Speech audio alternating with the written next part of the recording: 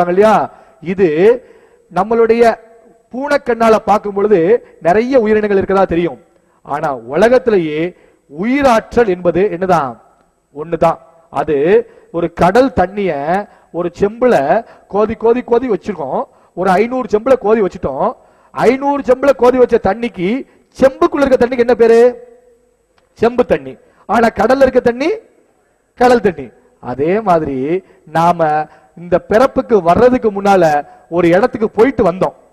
அந்த போயிட்டு வந்த இடமும் நாம இந்த புறவில இறந்தோம் அப்படின்னா ஒரு இடத்துக்கு போயிட்டு இன்னொரு இடத்துக்கு போவோம். அந்த இடமும் என்னது? ஒண்ணுதான். எல்லாருக்கும் ஒண்ணுதான். வந்த இடமும் போய் சேர்ற இடமும் ஒண்ணுதான். இருக்கிற பாத்திரம் என்ன பாத்திரம்? இப்ப உட்கார்ந்து இருக்கீங்கல்ல, ஒரு வீடு சரீரம், இந்த பாத்திரத்துல இருக்கீங்க. இந்த சரீரம் போன அன்னைக்கு, இந்த ஆன்மா இந்த சரீரத்தோட்டு போன அன்னைக்கு இந்த பாத்திரத்தை என்ன செய்வீங்க? தூரத்துக்கு போட்டுருவீங்க. இந்த ஆன்மா மறுபடியும் கடலுக்கோ அல்லது வேறு பாத்திரத்துக்கோ என்ன செய்யும்? மாறும். வேறு பாத்திரத்துக்கு மாறினா அதுக்கு பேர் என்னது? பிறவி. கடலுக்கு போய் சேர்ந்துட்டா முக்தி. இதுதான் ஜென்மத்தை பத்திய விஷயங்கள். சரி, இதுல இன்னொரு அறிவியல் பூர்வம் பார்த்தோம்னா எத்தனையோ ஜென்மங்கள்ல எத்தனையோ சரீரங்கள் நம்ம கடந்து வந்திருக்கோம் இல்லையா? அப்ப அத்தனை சரீரங்கள்லயும் நம்ம நல்லது கெட்டது என்ன செஞ்சிருப்போம். அத்தனை ஜென்மத்துல செஞ்ச நல்லது கெட்டதும் நம்ம வாழ்க்கையை தீர்மானிக்குதா அப்படின்னா இல்ல. என்ன காரணம் அப்படின்னா, இப்போ உங்களுக்கு இந்த நாளை தீர்மானிக்குது சமீபத்திய நாட்களா அல்லது ரொம்ப நாளைக்கு முன்னால நடந்த நாட்களா? சமீபத்திய நாட்கள். நேற்றுக்கு போட்ட திட்டம் இன்னைக்கு நடக்குது. ஆனா ஒரு வருஷத்துக்கு முன்னால திட்டம் போட்டதே திட்டத்தை மறந்துட்டீங்க. சொல்றது உங்களுக்கு புரியுதா? அத மாதிரி எத்தனையோ பிறவிகள் தாண்டி வந்திருந்தாலும் சமீபத்திய 7 பிறவிகள் மட்டும்தான் உங்களுடைய வாழ்க்கை என்ன செய்யுது? தீர்மானிக்குது. அந்த 7 பிறவிகளால மட்டும்தான் இந்த பூமிக்கு நீங்க வந்திருக்கீங்கன்னா கடைசி பிறவியுடைய இறப்பின் போது உங்க கர்மா பாவமாக இருந்திருக்குமா புண்ணியமாக இருந்திருக்குமா? அக்யூரேட்டா சொல்லுங்க பார்க்கலாம். எல்லாருக்குமே நான் கேட்கிறேன், பாவமா இருந்திருக்குமா புண்ணியமா இருந்திருக்குமா? புண்ணியமா இருந்திருந்தா நீங்க என்ன செஞ்சிருக்க மாட்டீங்க? பிறவிக்கே வந்திருக்க மாட்டீங்க. எங்க போயிருப்பீங்க? ஆட்டோமேட்டிக்கா கடலுக்கு போயிருப்பீங்க. அப்படின்னா என்ன அர்த்தம்? பிறவி மூலத்தோட கரெக்டா இருப்பீங்க. ஆனா இன்னைக்கு மறுபடியும் இந்த பூமிக்கு வந்திருக்கீங்கன்னா எதுக்கு வந்திருக்கீங்க?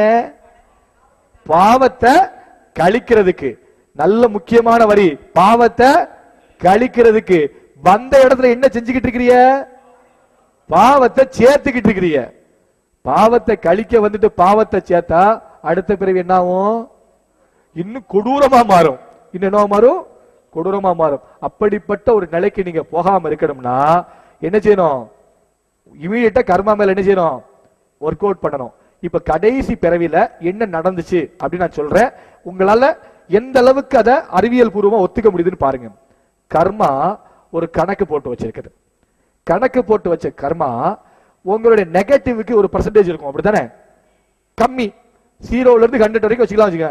5, 10, 15 இப்படி வேரியபிள் கர்மா பெர்சன்டேஜ் இருக்குது, நெகட்டிவ் கர்மா. இதுல ஒருத்தர் ஒரு புண்ணியமான தம்பதிகளுக்கு குழந்தையா பிறக்கிறாரு, இன்னொருத்தர் பாவமான தம்பதிகளுக்கு குழந்தையா பிறக்கிறாரு. இப்போ இந்த கர்மாவுடைய ரேஞ்ச், இந்த புண்ணியமான தம்பதிக்கு பிறந்தவருடைய கர்மா போன ஜென்மத்தில் எப்படி இருந்திருக்கும்? நெகட்டிவ் தான். ஆனா எப்படி இருக்கும்? கம்மியா இருந்திருக்கும். பாவமான ஒரு மிகப்பெரிய ஒரு பொறுக்கிக்கு பிள்ளையா பிறந்தவருக்கு எப்படி இருந்திருக்கும்? நெகட்டிவ் தான். எப்படி இருந்திருக்கும்? ஜாஸ்தியா இருந்திருக்கும். இப்போ இந்த புண்ணியமான இந்த பிறவிக்கும், புண்ணியமான தம்பதியோட பிறவிக்கும், பாவமான தம்பதியோட பிறவிக்கும் காரணம் அந்த தம்பதிகளா நம்மளுடைய கர்மாவா? நம்மளுடைய கர்மா. இப்ப பெத்தவங்க நம்மளை பெத்தெடுத்தாங்களா, பெத்தவங்களை நாம தேர்ந்தெடுத்தோமா? பெத்தவங்களை நாம தேர்ந்தெடுத்தோம். பெத்தவங்களை நாம தேர்ந்தெடுத்துட்டு பெத்தவங்களை குறை சொல்றது நியாயமாகுமா? சொல்றோம் இல்லையா? அவங்களை போட்டு நீ எனக்கு என்னத்தை சேர்த்து வச்ச, என்னத்தை நீ எனக்கு செஞ்சு வச்ச, நீ ஒன்னால எனக்கு நிம்மதி இல்ல, ஒன்னால நான் கெட்டேன், நீ தான் என் வாழ்க்கையை கெடுத்த, இப்படிலாம் திட்டுறோம் இல்லையா? மாத்தி திட்டணும். அவங்க எப்படி திட்டணும்? ஏன் என் வயத்துல பிறந்த, உன் கர்மாவை தொலைக்கிறதுக்கு என் வயர் தான் கிடைச்சுதா, உன் கர்மாவை தொலைக்கிறதுக்கு நாங்க தான் ஆயுதமா? யார் திட்டணும்? இப்ப மாத்தி யார் திட்டிட்டு இருக்கா? நாம திட்டிட்டு இருக்கோம். அதுக்கு பேர் என்னது? அறியாமை. நாம என்ன செய்யணும் அப்படின்னா, வாழ்க்கையில கண்ணு முன்னால நாம இந்த கடனை கழிப்பதற்கு 2 ஆயுதம் ஏந்தி தான் வந்திருக்கிறோம். அந்த 2 ஆயுதம் யாரு? நம்மளுடைய அம்மா அப்பா. அவங்க மட்டும் உங்களுக்கு ஹெல்ப் பண்ணல அப்படின்னா நீங்க என்ன செய்ய முடியாது? இந்த பூமியில கடன் கழிக்கவே முடியாது, அப்படித்தானே? அப்ப நீங்க கடன் கழிப்பதற்காக முதல்ல உதவி செஞ்ச 2 ஜீவன் யாரு? உங்க அம்மா அப்பா. அப்போ உங்களுக்கு உதவி செய்யறது கடவுள் தான் அப்படின்னா, கடவுள் முதல்ல எந்த ரூபத்துல உதவி செஞ்சாரு? உங்க அம்மா அப்பா ரூபத்துல. அப்ப முதல் கடவுள் யாரு? கிளைமாக்ஸ் ஆயிடுச்சா? முதல் கடவுளை பார்த்துட்டீங்க. முதல் கடவுள் என்ன செஞ்சிட்டீங்க? பார்த்துட்டீங்க மட்டும் இல்ல, கூடவே என்ன செஞ்சிருக்கீங்க? வாழ்ந்திருக்கீங்க. இன்னும் சில பேர் என்ன செஞ்சிருக்கீங்க? வாழ்ந்துகிட்டே இருக்கீங்க.